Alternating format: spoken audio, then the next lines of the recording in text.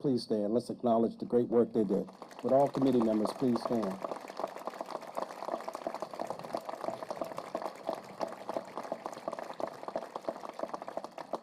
Again, they did a magnificent job.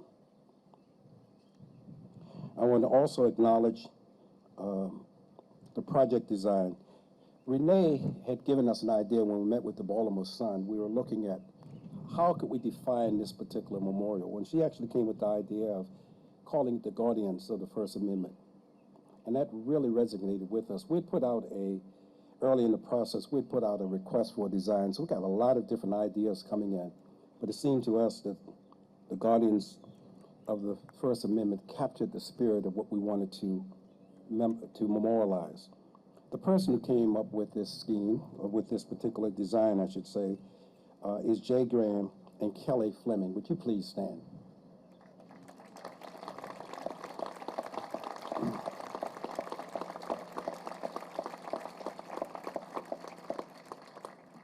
And we have representatives from the Project Construction Old Town Landscape Architect. Would they please stand? Samantha did an excellent job. Let's give them a round of applause.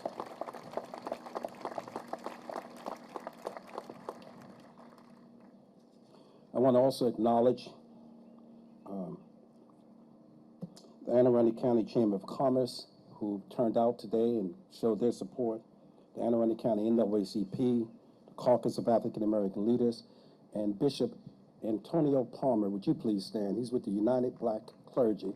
He has been an amazing leader in this community.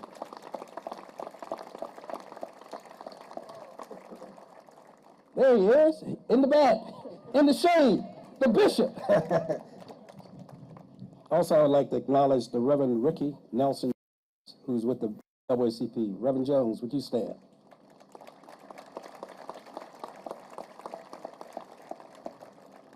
This next group is all groups of people, and there's a reason for this. Would all journalists or previous journalists please stand? All journalists or previous journalists, please stand.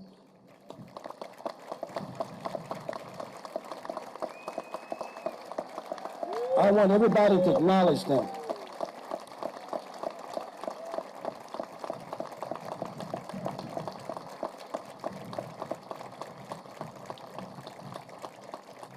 I am so grateful to this free press. I know the power of a free press. I've had the pleasure and the privilege to travel around the world. And I can tell you, this First Amendment, this right to publish, the right to speak, the right to petition, is essential. Would all law enforcement officials please stand? All law enforcement officials please stand.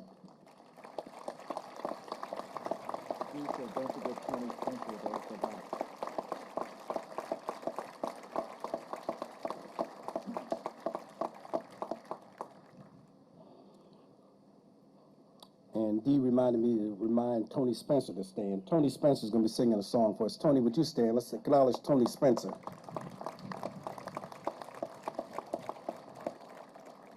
On that terrible day 3 years ago, the reason I asked law enforcement officials to stand, because the first responders did a marvelous job. They responded and perhaps saved many lives because how quickly they responded. Would any first responder that was there that day, who's with us today, please stand? I want to acknowledge those persons especially. These are the first responders. Chief Kevin Simmons, Chief O'Malley,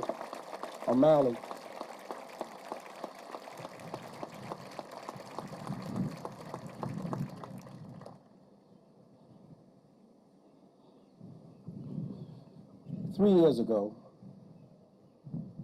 a group of us was meeting with the next speaker. We were in a group, it was a regular meeting, it's a quarterly meeting we was having with him. We were dealing with issues that impact on our community here in the city of Annapolis. And suddenly, in the room came an aide. She whispered in his ear something, and then beckoned him to leave the meeting immediately. He left the meeting, came back. You could tell something had happened.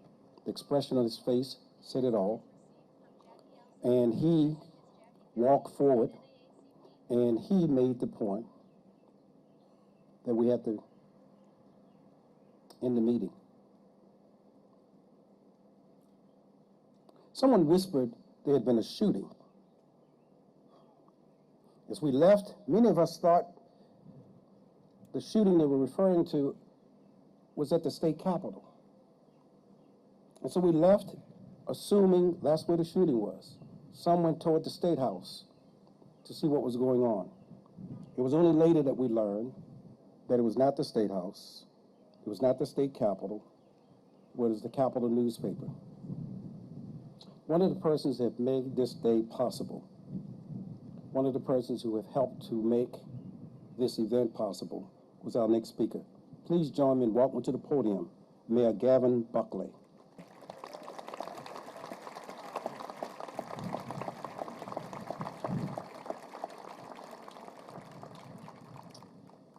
First of all, you know, it takes a team to pull this sort of stuff off, so I just want to acknowledge the Annapolis City Council. If you guys could please stand up and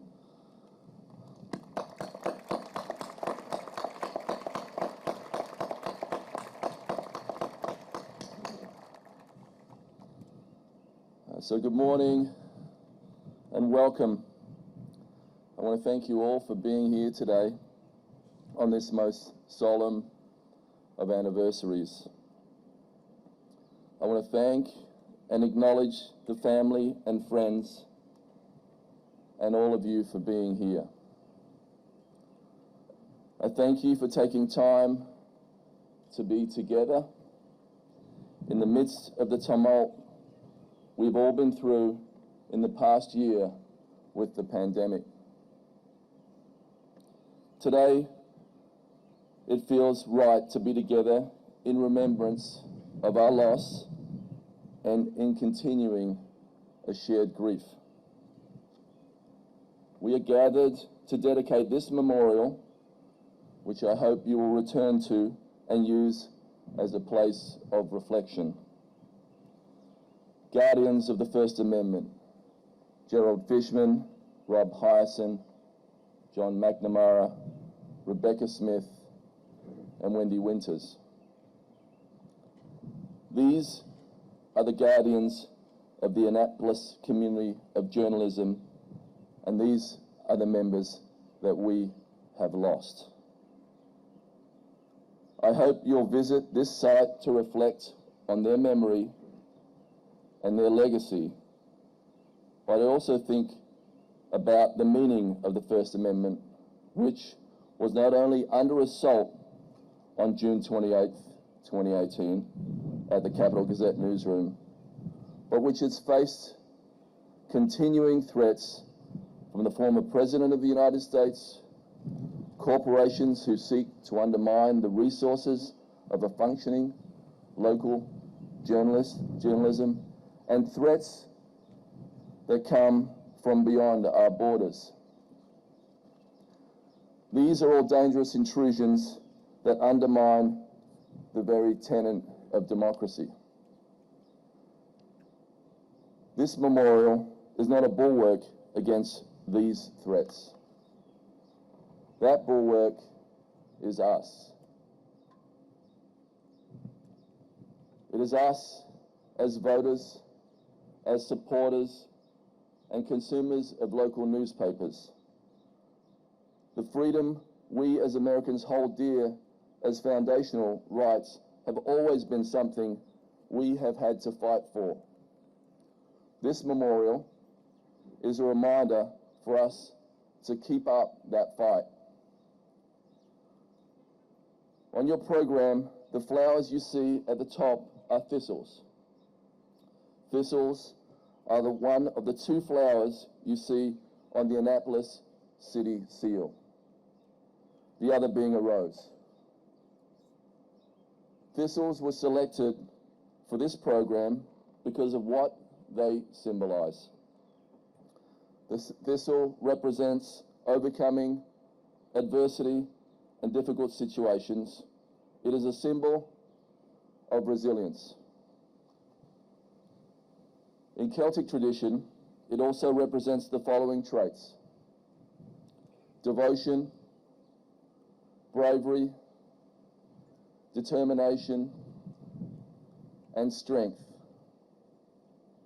When I think of the 5 journalists we lost, we can't help but be drawn to their devotion to their craft.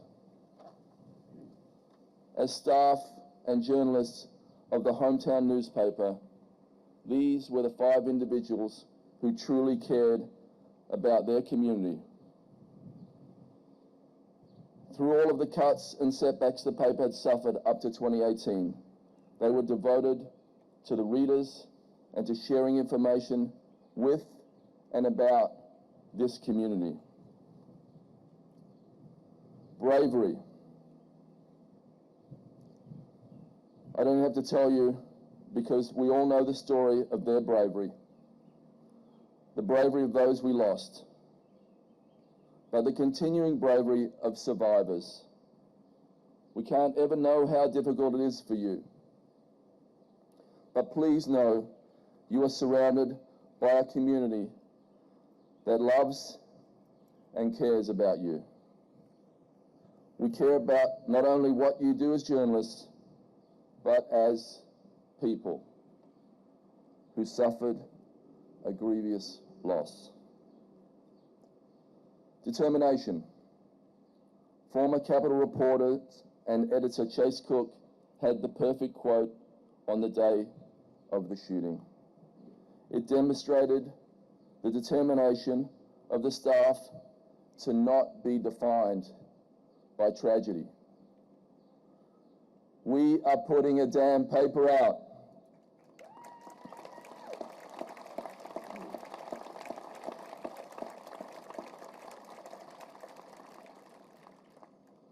They did. They haven't missed one since. It's my fervent hope that they will continue to put out a damn paper and that the new owners will support this effort.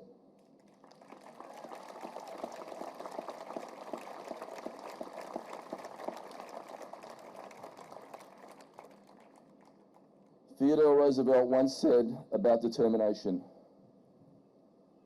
"Do what you can with what you have where you are." I know the remaining staff is determined to do just that. And finally, strength. We are here today because we are strong and we are a resilient community that has come together to lift up the survivors, the victims, their families, and local journalism. We have some people I want to thank for getting us here today. I want to thank the Caucus of African American Leaders, in particular Carl Snowden, for being a champion of this project.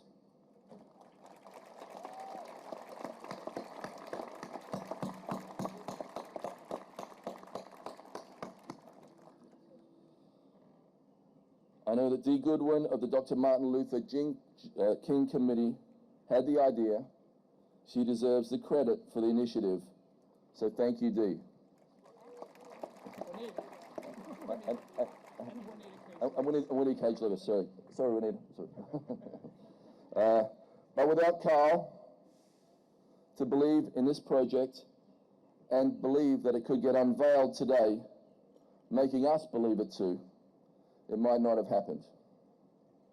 I want to thank Lisa Greco and Director Michael Johnson from our Department of Public Works, who forgot there was a pandemic and shepherded this project through in record time.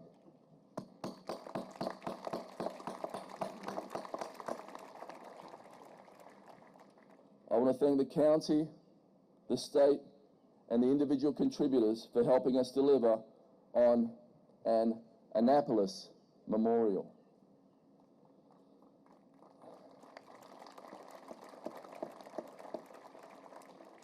This memorial, in such a prominent place in downtown Annapolis, will be here to remind us of those we lost, but also to encourage us to think about the foundational freedom that we as Americans hold dear. Without a free press, we can't have a functioning democracy. A free press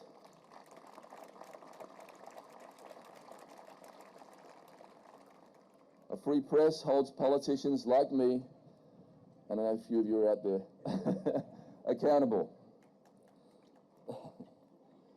The American spirit is strong. The Annapolis community is strong. Let's use this memorial as a place to remind ourselves of that strength. Thank you.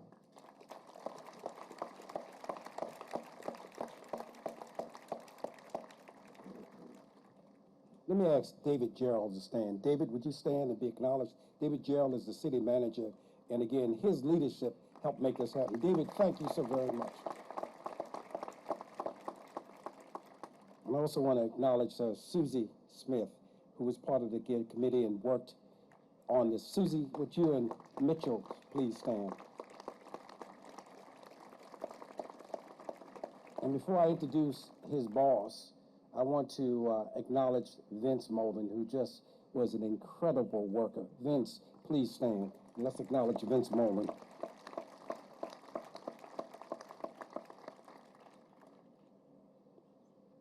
Our next speaker is someone who was a partner in making this happen. There's no question it would not have happened without him working with the mayor and others to make it possible. Leadership is about making things happen, delivering things. When it's all said and done, elections is about a referendum. What has people done? When American people vote, they always look to see what we have. Can we get something better? 3 years ago, voters made that decision in Anne Arundel County, and he has delivered in making our county better. Please welcome to the podium the Honorable Stuart Pittman, County Executive.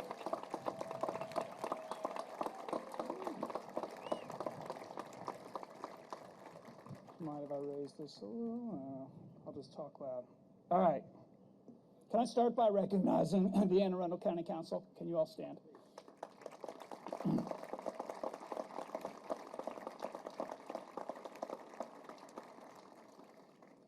They fund our first responders. They fund our crisis intervention teams. They fund our gun violence intervention team in our health department, so thank you.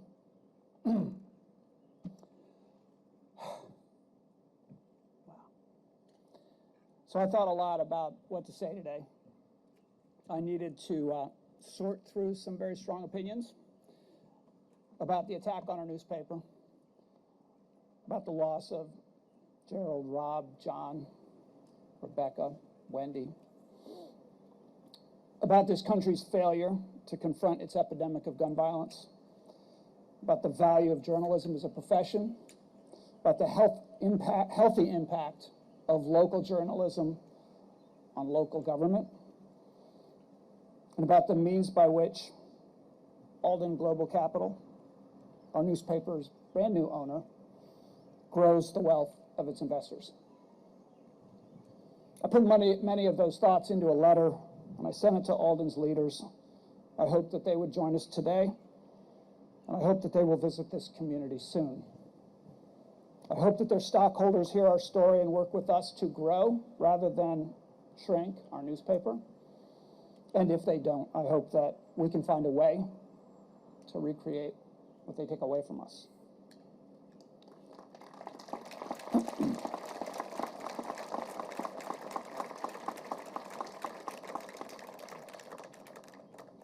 We need a damn newspaper.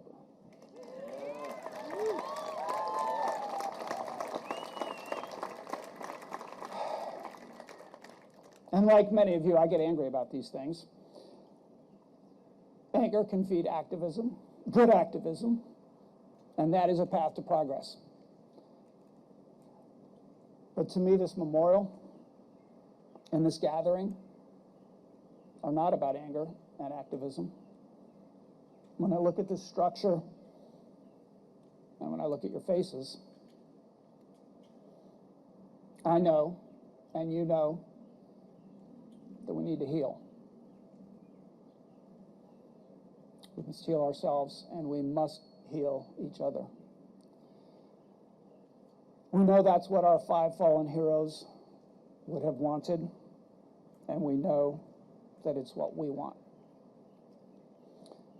A trusted news source, I think it was National Public Radio, reported a few years back on a study that showed the power of gratitude, presented evidence that feeling and expressing gratitude improves health and wellness, can actually heal us. We are surrounded today by people who have earned our gratitude. So let's try it. Let's thank them not just with words, but with our hearts. We are grateful for Gerald Fishman, Rob Hyson, John McNamara, Rebecca Smith, and Wendy Winters for the work they did and the lives they led.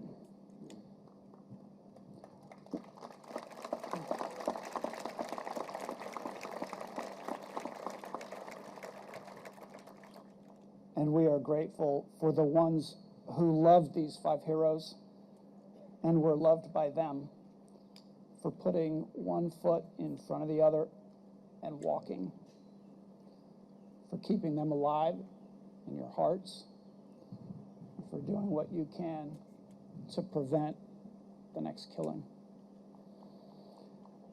We are grateful to all of the 2018 candidates for public office who responded to the Capitol's call for answers to the question, what will you do to prevent the next mass shooting, the next killing? And to the Capitol staff for bravely asking that question. We are grateful to our brave police officers, our crisis intervention teams, our firefighters, our deputy sheriffs, our Office of Emergency Management, and everyone else who rushed to 888 Bestgate Road on June 28, 3 years ago, hoping to save lives and heal the wounded. We're grateful to Paul Gillespie,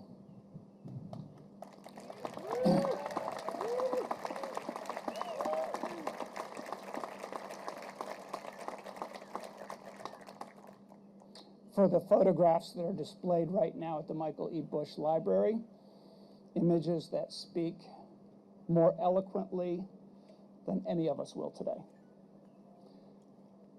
We're grateful to the leaders and the members of the Chesapeake News Guild for bringing people together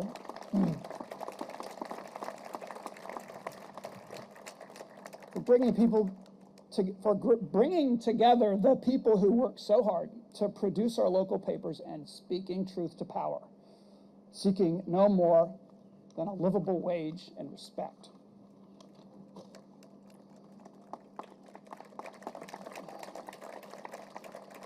We're grateful to Stuart Bainum and others for trying to transfer our Capital Gazette and our beloved partner, the Baltimore Sun, to nonprofit management. We're grateful to all the journalists who have served our community through their work at the Capitol. Thank you for your service.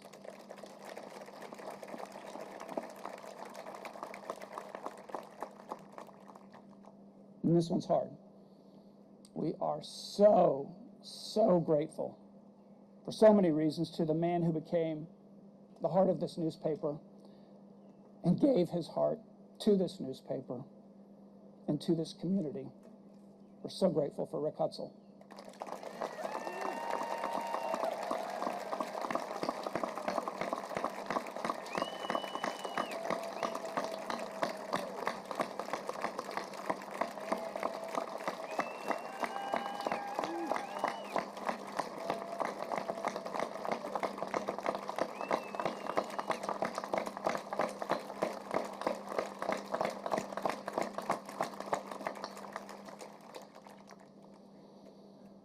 And we are grateful to all journalists everywhere who work so hard for so little to uncover truth and spread it across the land. Finally, we will forever be grateful, as will residents and visitors to this place for many generations, to the people who conceived of this memorial and made it happen, to Carl Snowden and the Caucus of African American Leaders for the vision and the coordination of the effort, to Governor Hogan and our District 30 delegation for the investment of state dollars, to Mayor Buckley and his team for providing the site and financial support, and to the taxpayers of Anne Arundel County for their generous investment. This memorial will help to heal us. It will inspire us. We are grateful.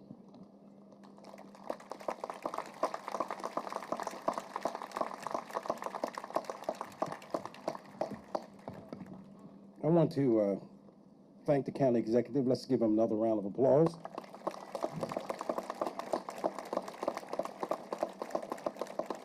And I want to acknowledge an elected official who put in legislation that, if enacted, will ensure our democracy as we know it is expanded and better.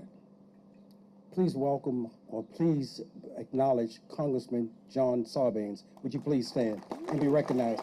H.R. 1 S1 will literally change this nation. Thank you, Congressman. Would all elected officials please stand? Would all elected officials please stand? I want you to see the diversity we have in America. Look at this. Look at our elected officials.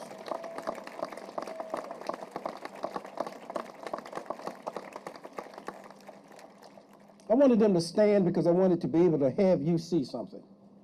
In my lifetime, I've seen a lot occur in America and throughout the world. In my lifetime, I saw a man named Nelson Mandela walk out of a prison into the presidency. In my lifetime, I saw Martin Luther King Jr.'s birthday become a national holiday when people thought it would not happen. In my time, I've seen much changes in America.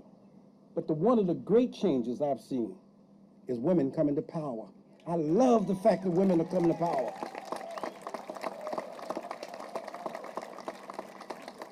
And these women symbolize so much.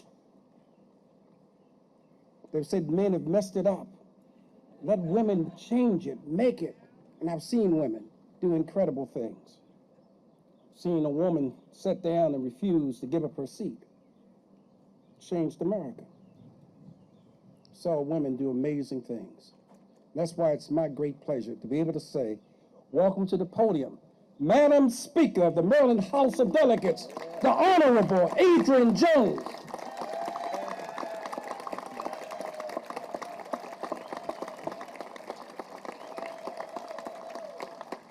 Good morning, everyone.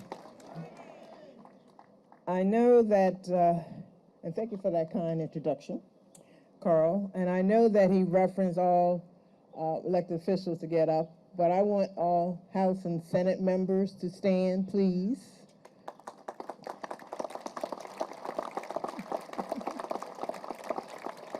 They do a yeoman's job for the people.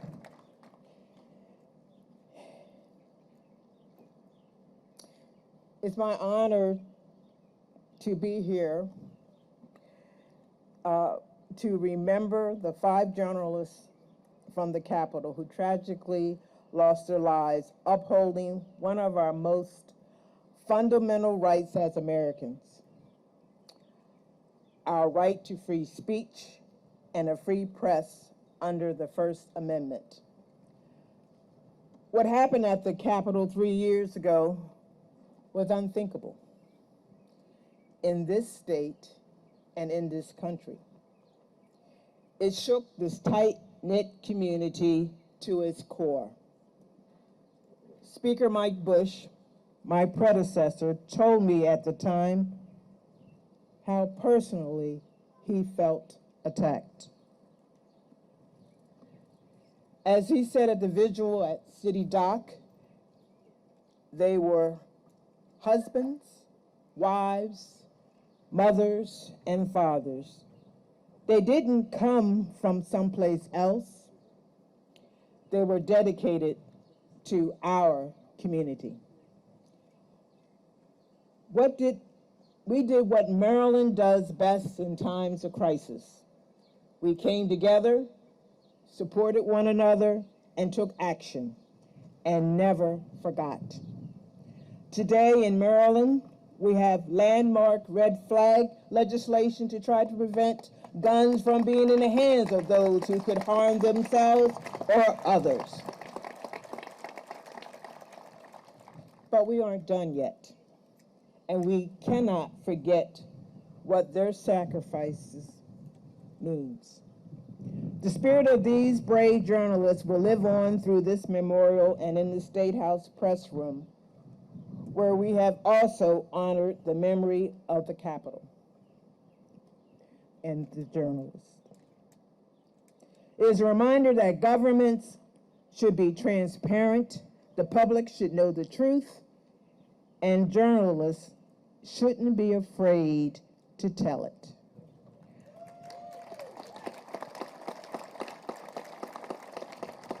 A free press holds all of us accountable. We will continue to push for stronger gun safety measures, and we will be unwavering in our commitment to protecting a free press. I want to thank the Board of Public Works, the county executive and mayor for making this memorial possible, as well as your organization, Carl. Both, you head up many. I want to acknowledge the survivors of the shooting.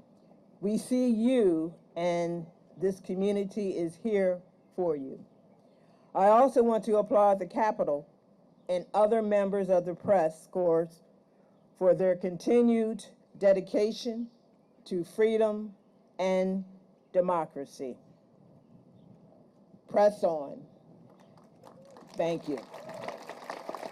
And I do have to leave today. My staff had me in 3 different counties. This is my second. I'm headed to my third. But I'm asking you to press on, and thank you.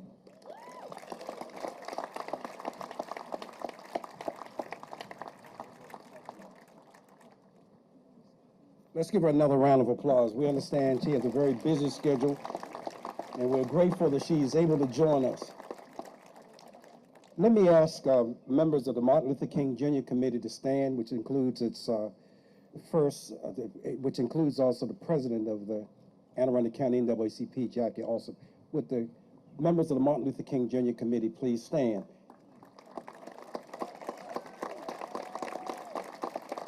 Please remain standing as I ask the members of the Caucus of African American Leaders to please stand as well. All the caucus members, please stand as well.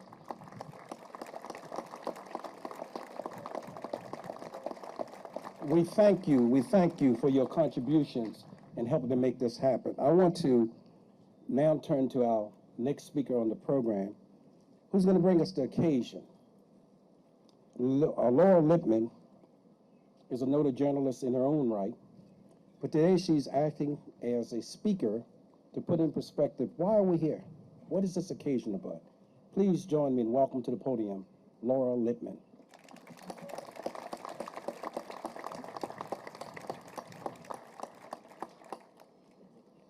Thank you. I think the main reason I'm here today is because I had the great good fortune to sit 3 feet away from Rob Hyacinth for many happy years at the Baltimore Sun Features Department.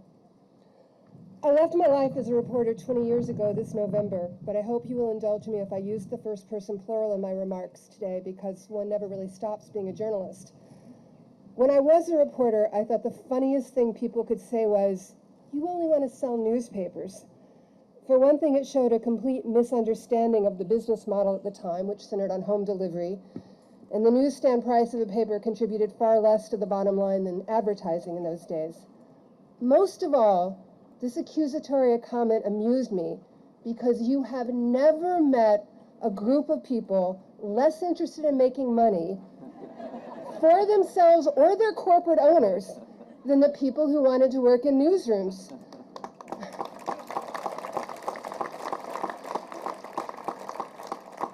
Most of us couldn't even add and subtract. But the very fact that we had chosen journalism as a professional path belied our lack of interest in personal enrichment. There were more lucrative fields open to us if that's what we cared about.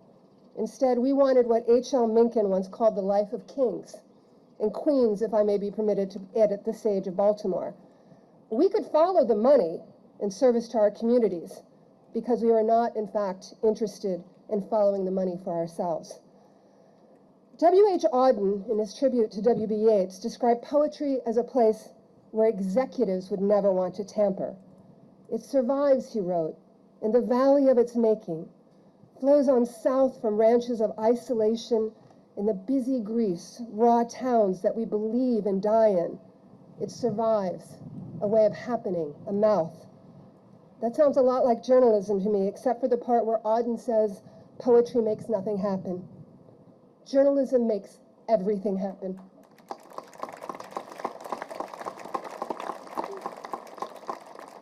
Journalism has changed history. When will people learn to value local journalism is a question we hear so often, and my answer has been, well, one day some people are going to wake up and find out there's a strip club across the street from their house, and it went up unnoticed because there wasn't a reporter to cover the zoning board.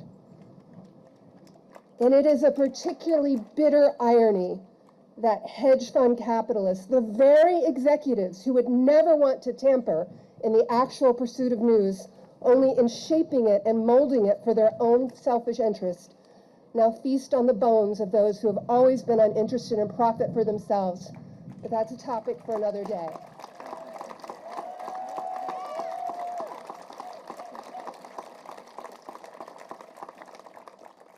In the past 2 decades, we have learned the painful truth that newspapers can die.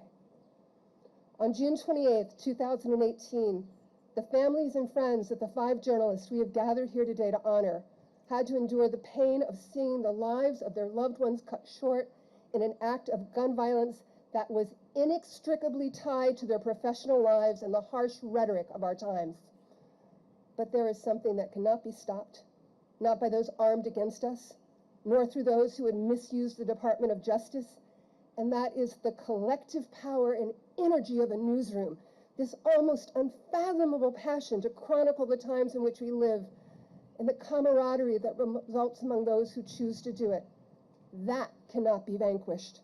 Even now, as newspapers are stripped for their parts, as jobs with benefits become increasingly rare, there are so many young people, and not so young people, who feel the same sense of purpose that brought Rob Hyacin, Gerald Fishman, John McNamara, Rebecca Smith, and Wendy Winters to the Capitol Gazette.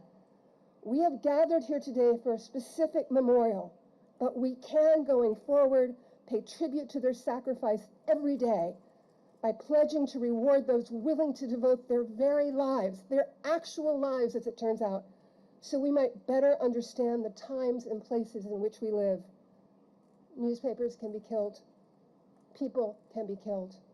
What cannot be killed are the legacies of the 5 journalists we honor today and the indomitable spirit of those who continue to do this essential work. Thank you.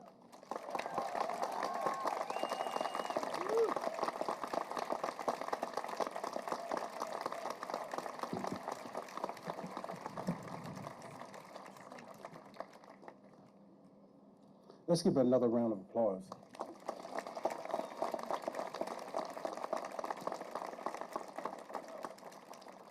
Please look at your program. We're about to hear from the family members a remembrance. But before doing that, I want us to pause for 60 seconds and remember the 5 individuals who passed.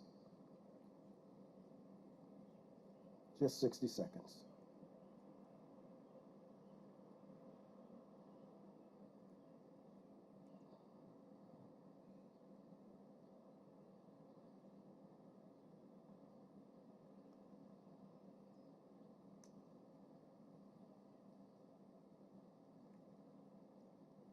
The next voice you'll be hearing is those of the family members. Please welcome them with a round of applause.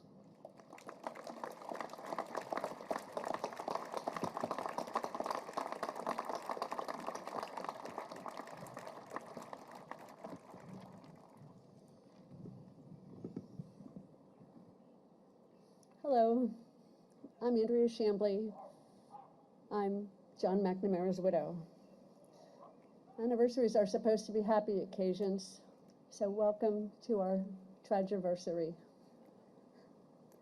The three of us are here together because Maria and I wanted to stand in solidarity with Summer as she reads the poem she's selected, and to show that we stand in solidarity, and because Maria and I are journalists in the past and always at heart. I want to sign up again after that speech.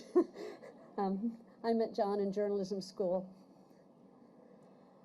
The First Amendment includes not only freedom of the press, but it's inextricably intertwined with the freedom of speech, equally precious. During the past 3 years, our rights to free speech have been threatened by extremists who want to muzzle us. They demand the right to carry guns without permits, without training, without background checks, because they say they want to protect me.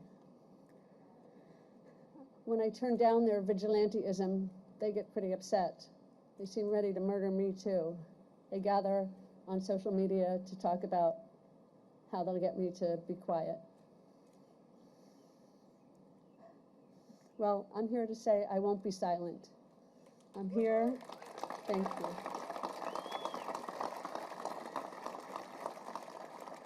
With my voice, I will speak for John. I will speak for the families who aren't here because they can't talk about this without choking on their own words. Their freedom of speech has been taken away from them. We are here to speak for them. We are here to mourn and to remember, to honor the lives of those who have been cruelly taken away from us. We're dedicated to preventing this from never happening again to any newspaper, to any family, to anyone.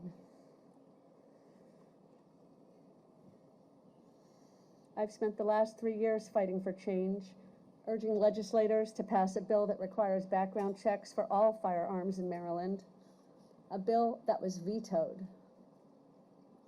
I still have hope that our leaders, including our governor, will use the powers we give them to make changes to prevent the impact of this violence.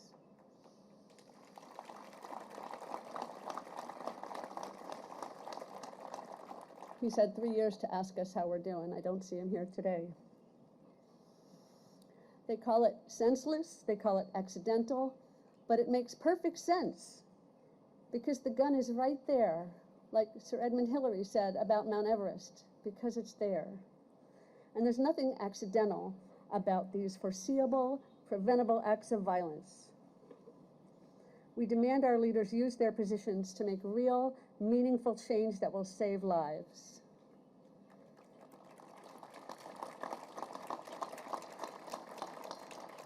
But freedom of the press isn't just a responsibility of governments. It's a responsibility of all of our institutions, our industries, our investors, and individuals. In addition to the First Amendment, and particularly in addition to the Second Amendment, we are here because the Constitution commands us to do everything we can as we, the people of the United States, in order to form a more perfect union, establish justice, ensure our domestic tranquility, provide for our common defense, promote our general welfare, and to secure the blessings of liberty for ourselves and for our posterity. Thank you for coming.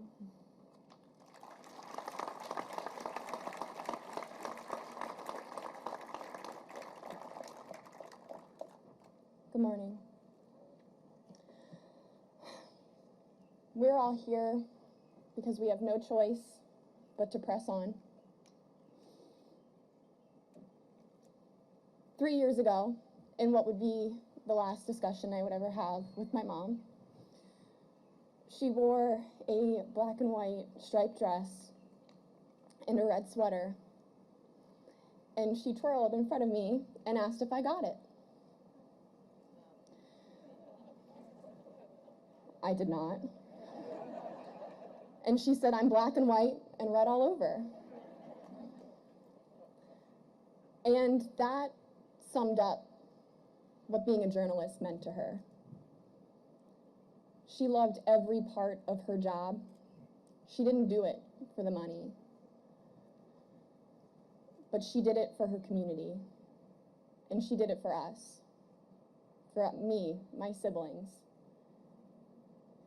And now we are here with you, and I greatly appreciate the support from our community in these trying times for our family.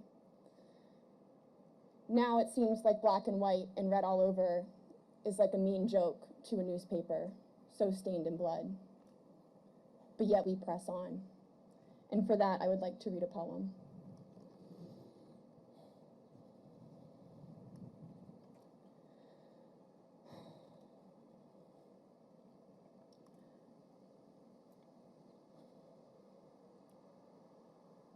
It is entitled Freedom of the Press by Michael Points.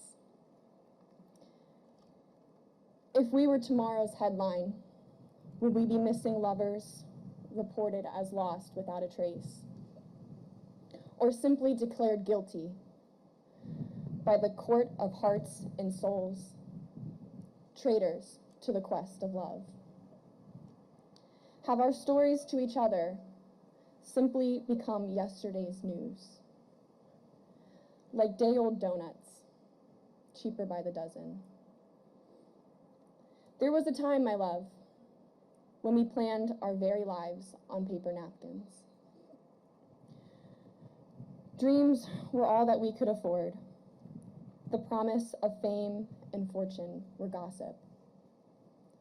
Every sunrise, a fresh new edition. Thank you, and press on.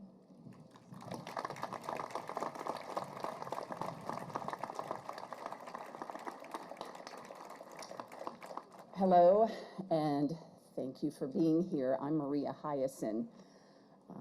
The last things my husband and I talked about were via email, midday, June the 28th. I had decided, you know, I want a birthday cake after all. Today is my birthday, an unfortunate day, I must say. But I'm here not to talk about my birthday, but to talk about gratitude. Thank you for bringing that up. First, again, thank you, all of you, for being here. Thank you to every human who had anything to do with propping us up and keeping that paper alive all this time. And most sincere gratitude for all of you engineers and artists and fundraisers and donors and staff and leaders who have made this exquisite memorial. It is perfect. And I think so in part because it pays tribute not to the heinous act of June 28th, but to the losses of those we loved, and to the triumph of those strong writers and editors who rallied and got that damn paper out. And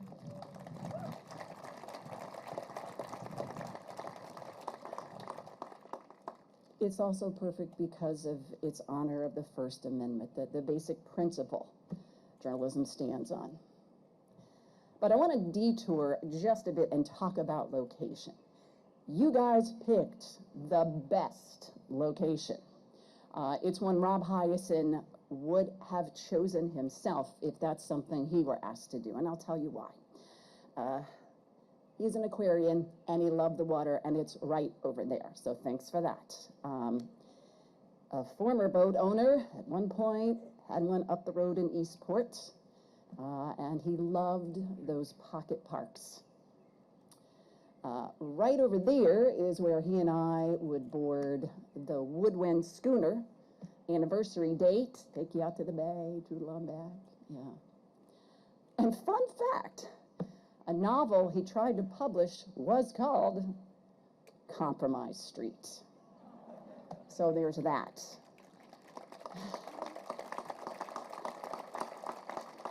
And I must also say, we did get one of Rob's novels published after what happened, and sure enough, that Alex Haley statue shows up, the one up the road in Ego Alley.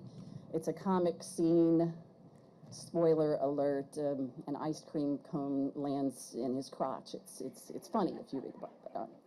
But, anyway, Rob Hyacin loved this community. I so wish he can be here. He cannot. Let me tell you, your actions, your support make me feel compelled to say, I love you too. Thank you so very much.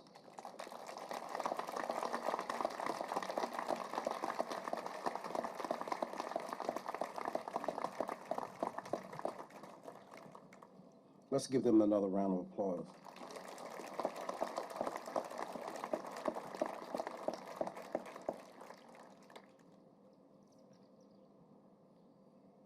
What I'd like to, before bringing up the next speaker, is to ask the Board of Education, in particular, something to do. 100 years from now, most of us will not be here. What our children learn from this event is so important.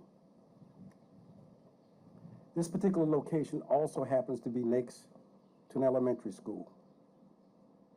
And I'm simply amazed by the number of people who matriculate through high school into college, some earning a PhD, who never really take the time to understand what the First Amendment is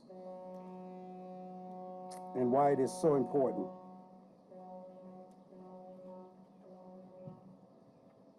You stop people on the corner in a grocery store and ask, what is the First Amendment? We now have an opportunity here in Annapolis, and I would hope that the Anne Arundel County Public Schools will make it a point to bring every student, some 80,000 plus, to this site, to visit, to remember, to understand why we pause to honor these 5 journalists. So important that our young people learn the lessons of history. I'm amazed by how many people don't know history. When I mention the name Madison, Washington, people think I'm talking about James Madison or George Washington, and I'm not. I'm talking about a man who was skilled in history. That if people really knew who Madison Washington was, those of you who've got your phone, I know we'll Google the name, and you'll discover that he was a man that freed a lot of people. And the majority of Americans have no idea who he was or why he's important. Those who survived terrible incidents get to chronicle them. They're the ones who get to leave for the rest of us who've never experienced it, what it means. Our next speaker has the dubious distinction of being a person that was on hand on that day. And what makes his reporting so remarkable, he was tweeting during the occasion.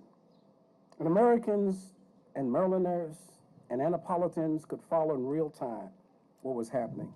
Please join me in bringing to the podium one of the survivors, Phil Davis.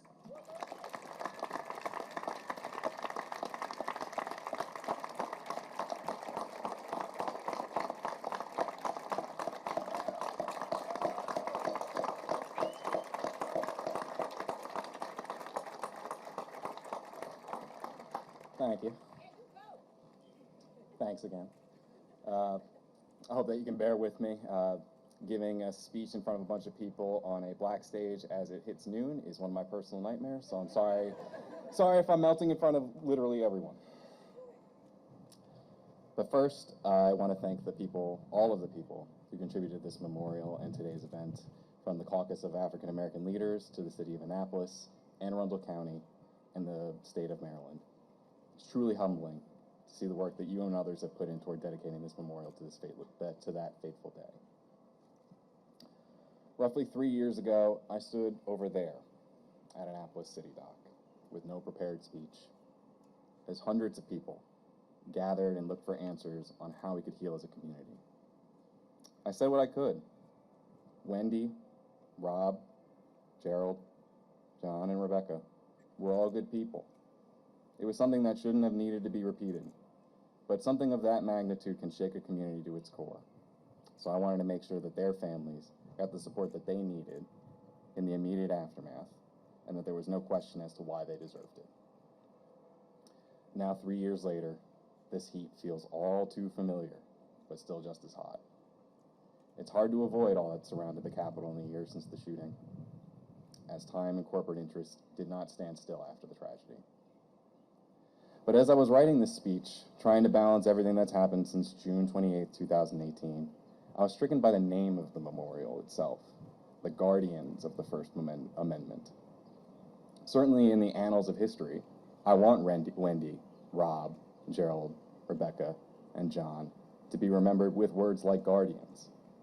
It will give their names weight, the weight they deserve, especially as people generations from now will learn about who they are, perhaps from the first time as they walk by this memorial.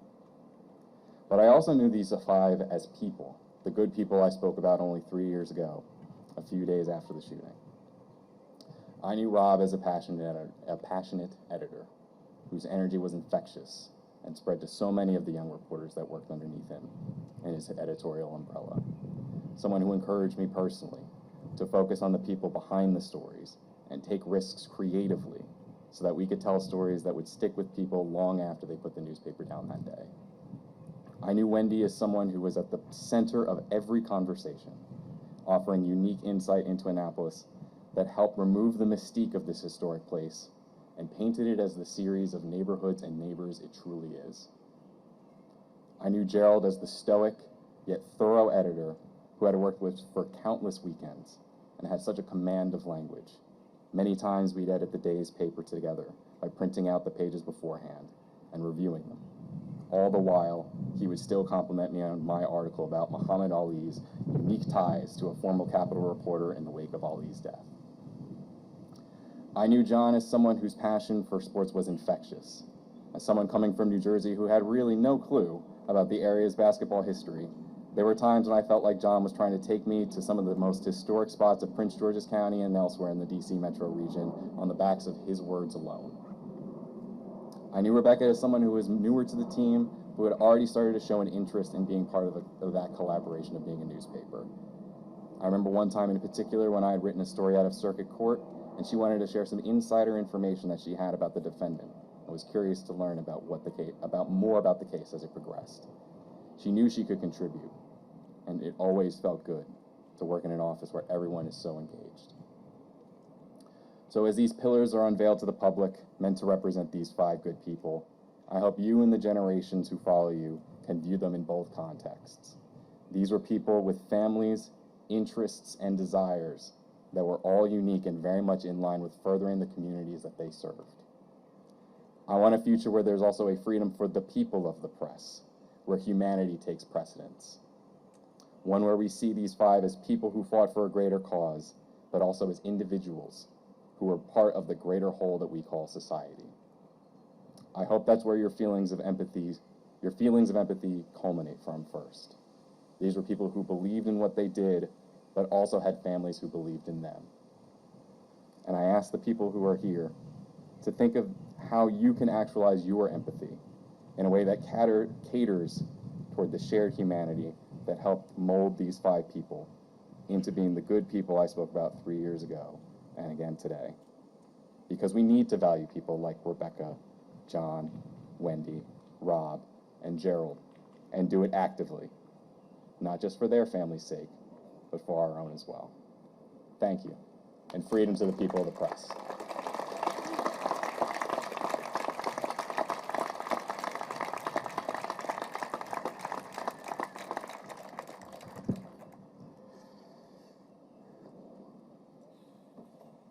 Since that fateful day 3 years ago,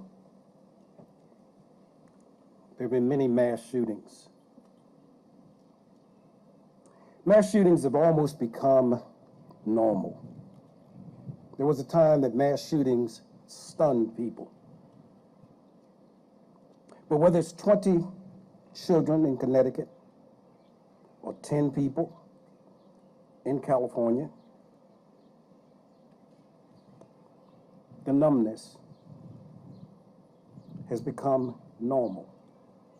And for a moment, people will get to the point of being pessimistic Will America change? Is this to be the future for our children? I think not. By nature, I'm an optimistic person.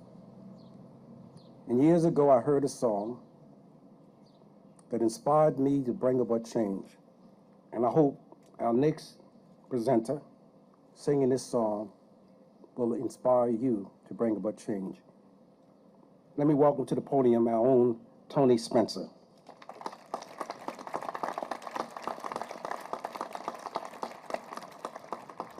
Change. Change is. What is change going to do? Change is going to come. But if change is going to happen, it has to begin in me. How many remember the song, How Many Roads Must a Man Walk Down, right? Sam Cooke sang that song on every concert he did, nationally and internationally. But then he decided that change had to begin with him. We know it was a time of the civil rights era, and brothers had processed. Sam Cooke was the first one to stop doing the process. It didn't reflect who he really was. And he sat down and wrote this song, and his friend Bobby Womack, who was his drummer, said, "Man, you sure you want to do this song?" Mary Wilson from the Supreme said, "Man, Sam, you sure?"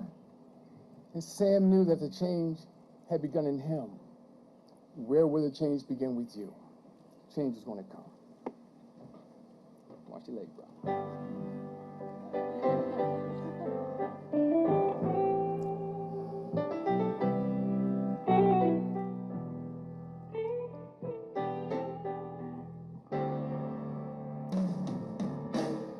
I was born by the river in a little tent. And just like that river, I've been running ever since. It's been a long time coming, but I know a change is gonna come. Oh, yes it will. It's been real hard living, listen to this, but I'm not afraid to die, 'cause I still trust who's up there beyond the sky. It's been a long time coming, but I know a change is gonna come. Oh, yes it will. I go to the movies, oh, when I go downtown. Someone said, boy, please don't hang around. It's been a long time coming, but I know that a change is gonna come. Oh, yes it will. Where are my change agents? So I go to my brother, and my brother says, listen to me, son, help me please. You know what? Wind up cutting me, oh, back down on my knees. Whoa, there've been times when I thought I couldn't last for long. Now I know that I'm able to carry on. It's been a long time coming, but I know a change is gonna come. Oh, do you believe that? Just stand up with me right now. Do you believe that? Stand up. I know a change. I know a change will come. Yes, it will.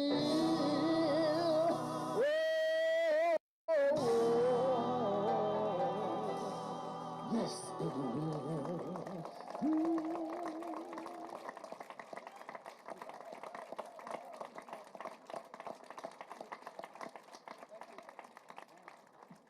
Our own Tony Spencer.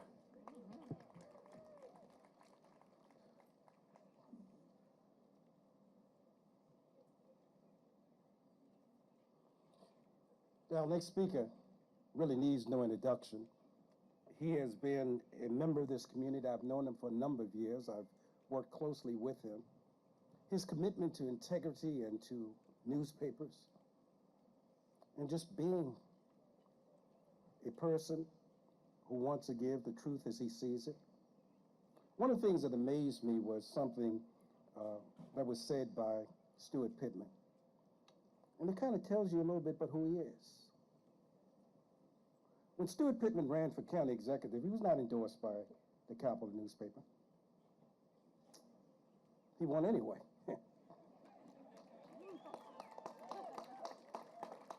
But you know, some people might have said, well, they didn't support me. But Stuart said, no, I want to support the Capital newspaper. And primarily because of Rick Hustle. Anybody who's dealt with Rick knows what a fantastic guy he was. And for me, personally, there was an article that he wrote, an editorial. I told Triff, the publisher of this newspaper, it's really for me to model across the country. He wrote it on June 20th, 2020, June 21st, 2020. And the article was about racism and how we as a nation had to come to bear with it. And he started with his own newspaper. Those who've never read that editorial, you should. It should be preserved. It's an example of that change that Tony was singing that was coming. Rick Hustle has always been committed to telling the truth, being able to be a truth teller. And in America, being a truth teller is not easy. People sometimes prefer the big lie than to the truth. People rally around things they know not to be true.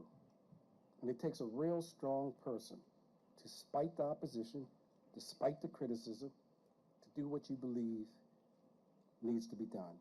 Please welcome to the podium the former editor of the Capital newspaper, Rick Hustle.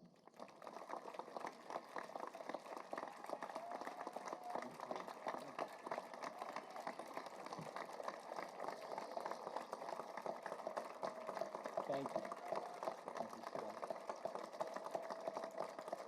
That's very kind of you. I was going to ask you to stand up in part of my remarks. I won't do that now. You've already done it.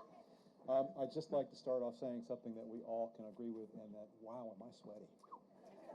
And I am going to have a major forehead sunburn later today. I met Carl Snowden before I moved to Annapolis, and I've mentioned this to him, and I don't know if he really remembers, but he's kind enough to say that he does. I was a reporter in my first job at a weekly newspaper in Ocean City, where I grew up. And Carl was there to advocate for, I think it was a custodial worker who wasn't getting a fair shake from City Hall. And I just was, who is this guy? You know, what's he doing here in Ocean City? He's from Annapolis. I think the next time I saw Carl, he was picketing the office of the Capitol. And so it's with a great sense of history of my former newspaper. It's still my newspaper. It's with a great sense of history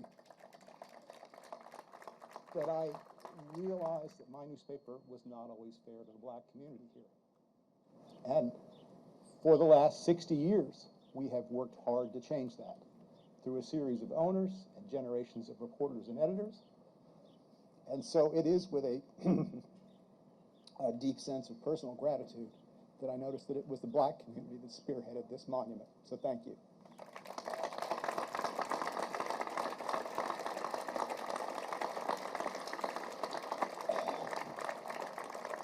You'll have to bear with me. I find that I tear up a little bit more than I used to.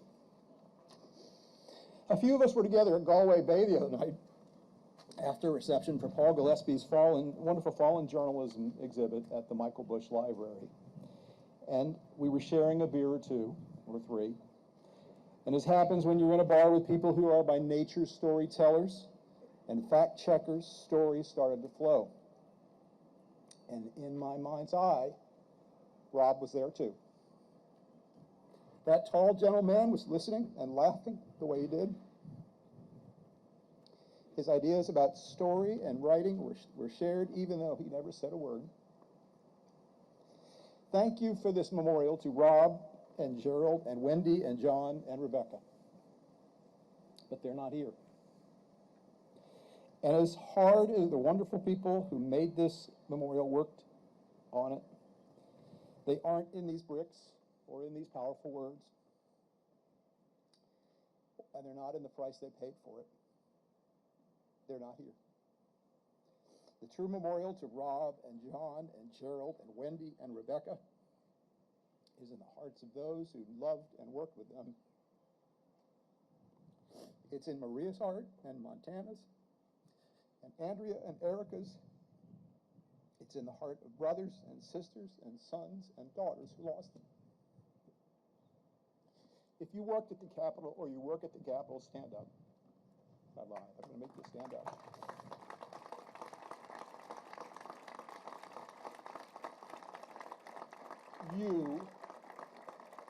You are the memorial to those people. And the way you carry forward their work and their memory is what will matter. Sorry. They were flesh and blood, flawed and perfect in their own way.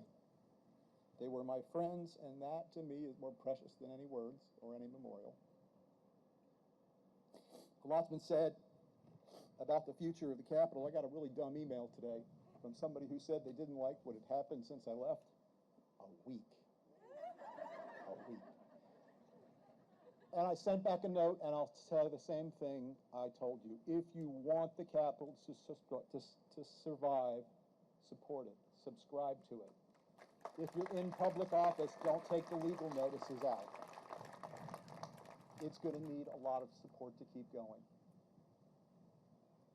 You know, I think it was Ben Franklin. You have freedom, and it's up to you to keep it. If you care about journalism and truth and freedom of the press anywhere, subscribe to your local news organization, whether it's a newspaper or a digital news service or something, because that's the only way they will survive. This is not the only memorial that will be built to Rob and Wendy and Gerald and John and Rebecca. There's one working in D.C. called the Fallen Journalist Memorial. And what happened in Annapolis was heard around the world. And it's the genesis for what will be a national memorial that will recognize journalists of all nationality over the years who have died. And you would be stunned at how many there are. I think when the museum closed in Washington, I think that the wall there had more than 2,000 names. And yet there is no national memorial to this in Washington. And I hope there will be. I know good people are working to make it happen. I hope this memorial does what its authors intended, and that is inspire people to defend the First Amendment, to defend freedom. For me, Rob's memory, his ghost and that of Rebecca and Wendy's and John's and Gerald will be the memorial I carry for the rest of my life. It is painful. It's hard. But it's a burden I carry with honor. Thank you.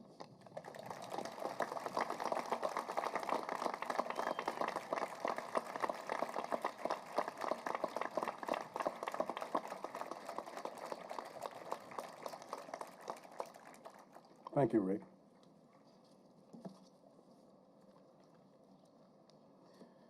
The Dr. Martin Luther King Jr. Committee, which I chair, has had the privilege of building a number of memorials in Anne Arundel County.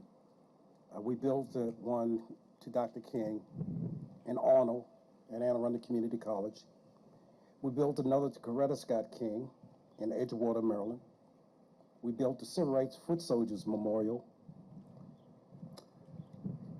across from the Rundle Center. And we chose to build this one. And in all of those memorials that we've built, we've had a partner who's been with us from day one. He represented what was then a local bank. He understood the need to be a part of the community and to give back to the community. I remember once he said, Tony Spencer was singing, and Tony Spencer said, I've got a CD on sale. And the next speaker got up behind him and said, I'm in the CD business too, but I got a different kind of CD. Please bring to the podium Alan Hyatt, president of Severn Bank.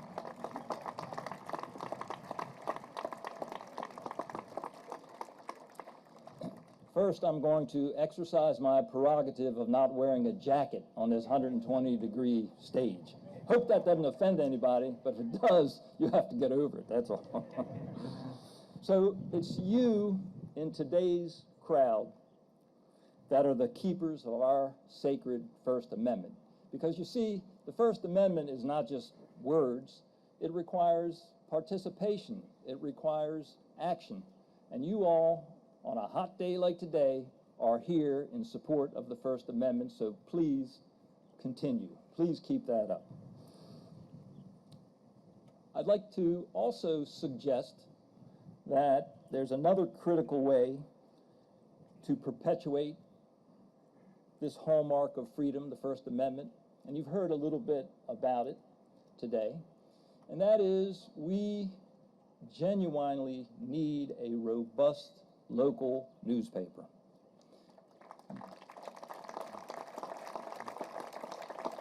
We need a local paper that reports objectively and fairly the facts of what goes on in our community.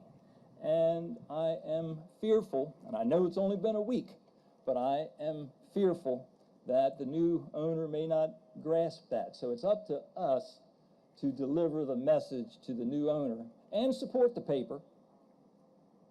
As Mr. Hutzel indicated, we have to support the paper in order for it to support us, so we can have the kind of journalism that's appropriate for local news.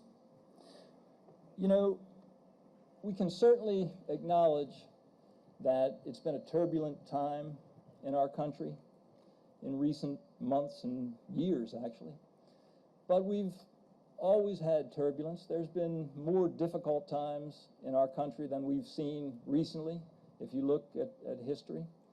And what gets us through it all is the rule of law and the ability to speak out.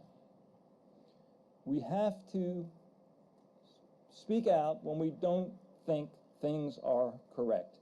And when we have administrations in government, they will come and they will go, but the First Amendment must endure, and it requires all of us to be vigilant. So, Mr. Chairman Snowden, elected officials, special guests, and in particular, the family of the survivors, and Mr. Hutzel, who sure knows how to run a local newspaper, and we will miss you. When the opportunity came along to memorialize the tragic events of 3 years ago and to help tell the world that Annapolis, Maryland cares and would not forget, I had the opportunity as chairman of Severn Bank to participate, and that, you know, much like a local newspaper, that's what a local bank does that cares. It participates in events like this. And we had the opportunity to step up and did what I think was the appropriate thing to do under the circumstances. We were able to coordinate the activities here, assist on the funding, and it is certainly gratifying to see the product that resulted from everyone's efforts, because there were people that gave substantially, some gave a little because that's all they could afford to do, some gave anonymously, but there was a great deal of participation. I would just like to read a few names of individuals that did make a difference. Wayne Rogers, Dimitri Safakianudis, Maurice Tozay, Louis Bracey, Carl Snowden, Chief Joseph Johnson, just to name the individuals, and you can look at the plaque adjacent to us and see all that gave. So again, on behalf of the committee, I thank everyone that participated. I thank all of you for showing up today, and let's celebrate the First Amendment appropriately going forward in our lives and never forget what happened 3 years ago. Thank you.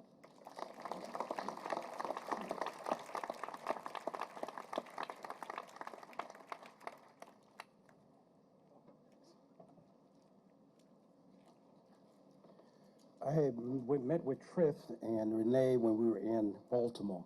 And as I said earlier in the program, it was actually Renee who came with this concept of guardians. And we met with the Baltimore Media Group and its publisher, and they were partners in helping to make this happen. They ran a number of ads in local newspaper and in the Baltimore Sun, did a number of feature stories, and it was a real partnership. And I'm hoping that that partnership can continue as we move forward to the future. Please join me in welcome to the podium, Triff, the publisher, editor, and chief of the Baltimore Sun Media. Triff.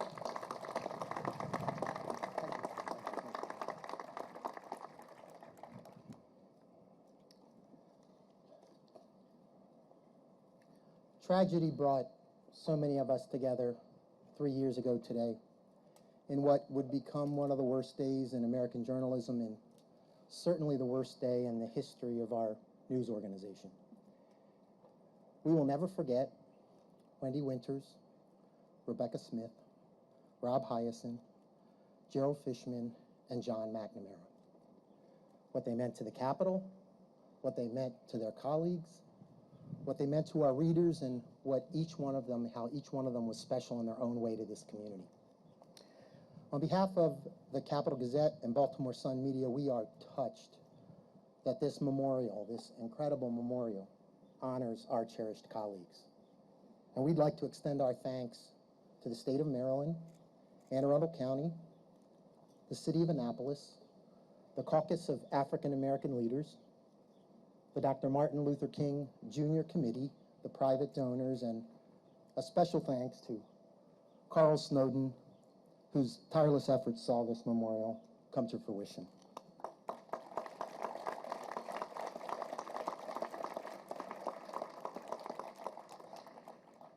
A heartfelt thanks also goes to the people of Annapolis, Anne Arundel County, and the surrounding area. Your outpouring of unwavering support has been a great source of strength for all of us during these past 3 years. And it has been a welcome reminder of a local newspaper's importance on the fabric of a community. 230 years ago, our forefathers acknowledged the importance of a free press by including it in the First Amendment. And it's a right that many could argue has never been more important and has never been more challenged as it has been in recent history. Now, as journalists, it's our mission to inform communities, and it's a responsibility that we all take seriously. And I remain in awe of the bravery and dedication of our many journalists who began reporting moments after the shooting. So I hope that this memorial serves as a reminder to future generations of the importance of a free and independent press. But most importantly, we'll look to this memorial as an everlasting tribute to the 5 colleagues that we'll never forget: Gerald, John, Rob, Wendy, and Rebecca.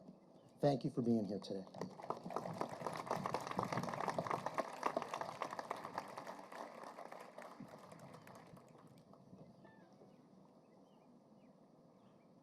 Our next speaker is the keynote speaker, David Simon. I talked to Mitchell, and she told me that he was working on a play about Martin Luther King Jr.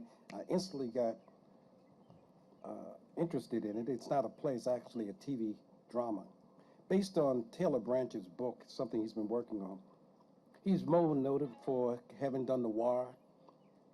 He caught Baltimore City doing this HBO series. Many of the characters he featured were people I knew. Did an excellent job on that. Today he comes to deliver the keynote address.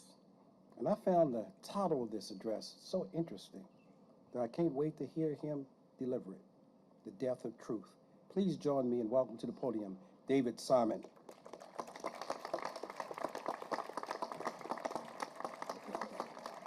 Thank you. If the banker gets to take off his jacket, the TV hack does too. It's hot out here, and I'm tempted to read only every other word. First of all, I'd like to thank the mayor for the invitation on this occasion to address you. More than that, I'd like to thank the governor and state and county city officials for undertaking to create this memorial to 5 men and women who gave the last measure of devotion to the public's right and need to know. I'm sincerely grateful that the state of Maryland and its leadership brought us here today. Second, I now have to admit that I'm exceedingly uncomfortable thanking politicians for anything ever. Forgive me, but I was raised in newsrooms as a journalist, and I come to you as an emissary from a time when good newspapers were not pitied or mourned by the governing powers, but were considered with rueful wariness and even feared at moments by those in authority. We needed no memorials. Our prevailing monuments came off the presses daily to be unceremoniously dumped on doorsteps, whether you liked it or not. Understand what I'm saying here. It's the God-given right of every American to resent or even hate his local newspaper. Indeed, it's our birthright to hate any and every news organization, print or broadcast. You might not avail yourself of that right, or you might not invoke it consistently if you do, but it's there for you whenever life doesn't go the way you want. Your hometown newspaper will highlight your most embarrassing utterance at a PTA hearing or detail your company's bankruptcy, just as it will at some point ignore your daughter's masterful performance in the school play. It will herald some political views you abhor and denigrate some politicians you wish to cheer. It will spell your name incorrectly when you're named Rotarian of the Year and dox you with precision when you're cuffed and processed for driving drunk. An honest newspaper has no real friends and some fixed and certain enemies, namely those who wish to operate without the critique or attention of others. And these are the givens even in a healthy national culture, with a politically mature leadership and norms of governance that discourage the worst fascist impulses and the greatest possible violence. Today, our political culture is no longer healthy, our political leadership is no longer mature, and our norms of governance are disappearing fast with every news cycle. If you think that these things are occurring now because mainstream journalism has become less professional, more partisan, or increasingly hostile to men and women of honor, you need to read more of what once passed for newspapering in this country. The founders of the American public were not treated to a more genteel brand of newspapering than today's political leaders. Adams, Jefferson, Madison, and their ilk were all pummeled by some of the nastiest, most slanderous verbiage imaginable. But no matter, these men were made of stronger stuff than today's politicians. Jefferson, for one, famously said he would prefer a nation with newspapers and no government to that of a country with a government and no newspapers. Well, Jefferson's worst-case scenario is now staring us down. Capitalism and the solitary metric of maximized profit is devouring American newspapering, pulling cash from the nation's papers to the very moment that they'll be asked to close their doors. Wall Street analysts have demanded it, and hedge funds have delivered it. Here in Maryland, the Capital Gazette of this city and the Sun of Baltimore are brutalized by out-of-town ownership, and that answers to the hunger of shareholders, not to any public or community obligation. The newsroom where I once labored with 500 others on morning, evening, and county-zoned editions now struggles on with 70 journalists on staff. Here in Annapolis, the newsroom of the paper where people gave their lives no longer actually exists. It's been sold out from under the now threadbare staff. Meanwhile, a social media construct once heralded as a great democratization of free information, led by, quote, citizen journalists, unquote, has instead proven itself to be a playground for untethered falsehood, agitprop, and political machination. Without professional gatekeepers to assess and corroborate fact, anyone can say anything, and in fact, they do. We have all of us now lived long enough to contemplate the death of truth. And now, lastly, we come to the actual targeting of journalists. And do not dare write off what happened here in Annapolis to only the isolated rage of one unstable man. Credit also a political construct that has convinced too many Americans that an independent press is not only an unnecessary impediment to governance, but an affront to be eradicated. Yet those of us gathered here today are paying rightful homage to 5 newspaper employees martyred for simply trying to inform their community.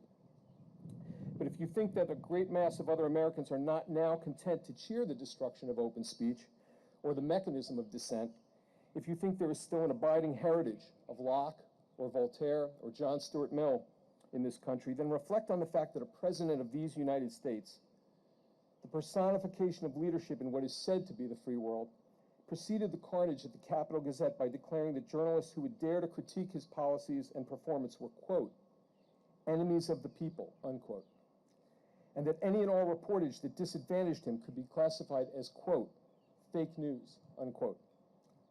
An American president spent a year before the bloodshed in the Capitol Gazette newsroom attacking a host of national media organizations by name, so many and so often that his ranting was tantamount to an attack on mainstream media as a whole, and by declaring the very product of so many institutions to be fraudulent and a great national danger. The president nurtured a culture of grievance in which an attempt to strike at that product or its creators could be elevated to the mantle of patriotism and heroism by extremists willing to do so. That the dispute by the gunman who took 5 lives here in Annapolis had been ongoing for years before the president targeted independent reporting is not suggestive of a disconnect between the recklessness of his rhetoric and the ensuing violence. Quite the opposite. The dispute in question dragged for years without accelerating into violence. Not until our national leader named a national enemy and gave thought to the unthinkable in the weakest and angriest minds of a nation saturated with firearms and devoid of responsible gun laws. Enemies of the people. And yet, the dead we honor today in Annapolis are beautifully and delicately representative of what is so abiding and honorable about the simple act of going to see and learn things, coming back to a keyboard, and in a limited window of time, trying to accurately relate what we know. These dead can't be caricatured. They're not the bloated talking heads of the cable news cycle. They're not beltway-wrapped insiders traipsing into West Wing briefings with credentials in a dangle around their necks.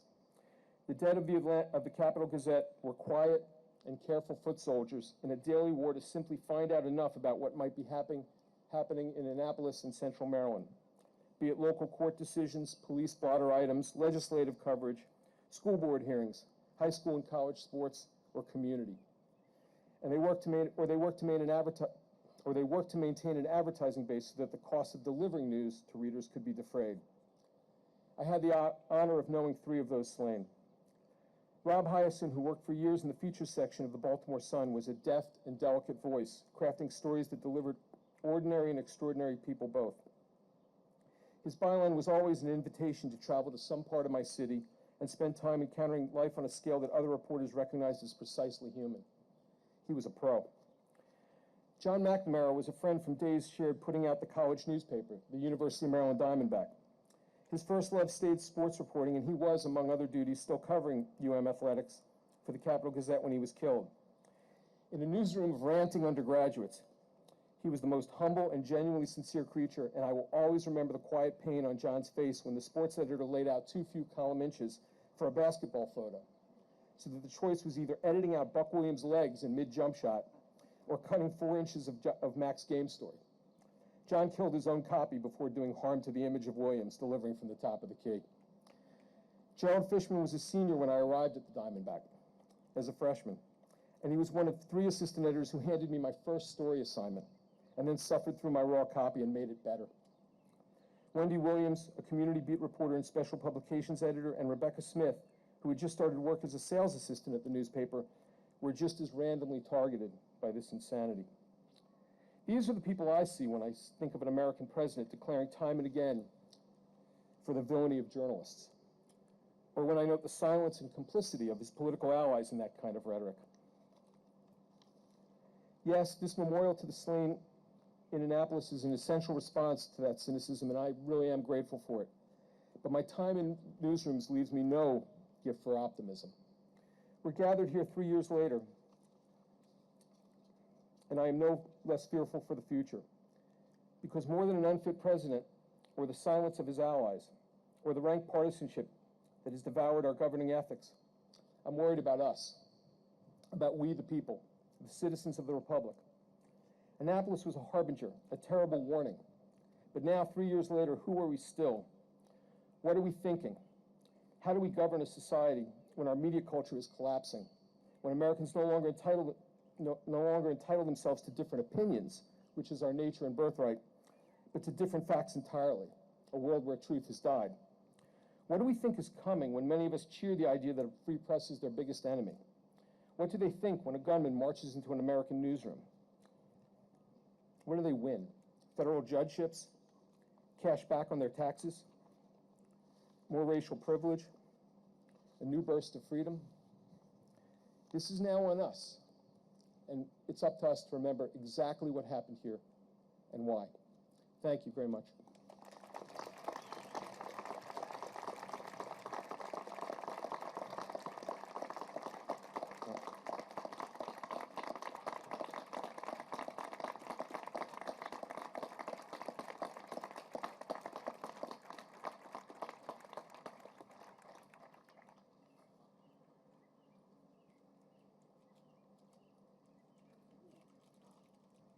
All right, we're almost at that point. First, give yourselves a round of applause. You've been just a fantastic organization. There are two last things to do to formally bring this to a close. Juanita Cage, would you come forward, please? Juanita Cage Lewis, who originally thought of this. Daryl Jones, D. Goodwin, please come forward. And the mayor and the county executive, if they will stand.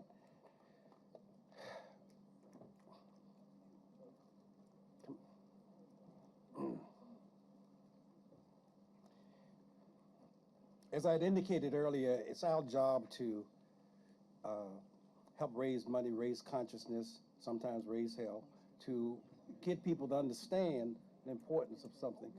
But what we do when we do these particular memorials, each time we give it a gift.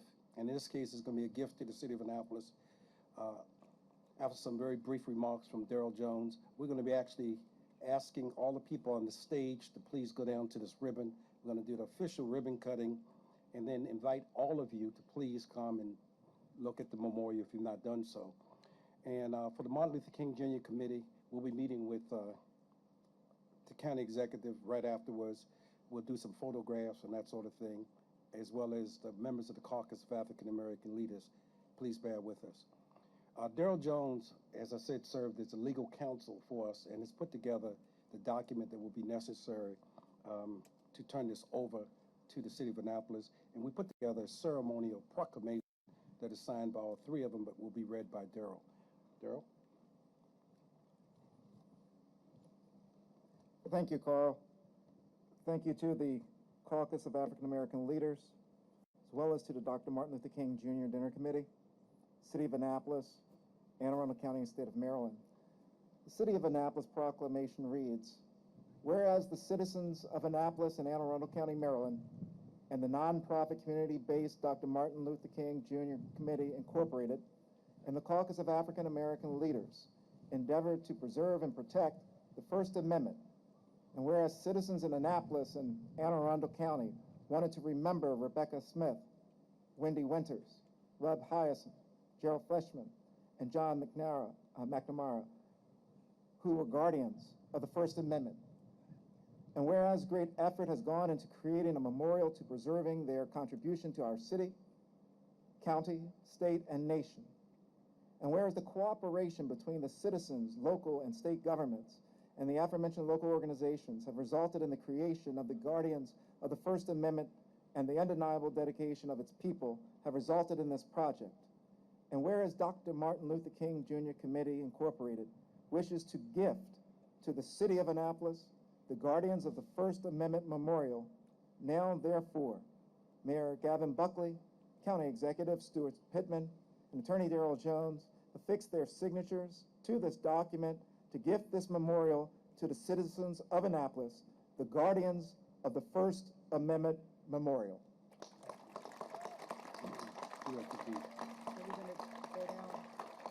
Now, if the members on the stage will go right down before we cut the ribbon. Stuart, you want to lead the way? Right there. They got him. The steps are behind you. Please come down and get one of those things. Phil, would you join them, please? One last comment before they officially cut the ribbon. it's something that Rick had said in his remarks, and I just want to end with this. 3 years ago, when we went before the Caucus of African American Leaders to propose that this memorial be done, a woman who happened to be white came to the meeting and she walked up to us and she asked this question: why would this black organization, she referred to us as, be interested in doing a memorial to the journalists? She made the point that none of them were black. Our response was very simple. We want to do this memorial because they were our friends. That's all. It had nothing to do with race. Wendy was a remarkable woman. And when I look at the midshipman that was here, I remember all the stories she did on the midshipman and just young people. So with no further ado, would you join me in counting to 3? And at 3, they will cut the ribbon and the program will come officially over. Shall we begin? 1, 2, 3. Thank you.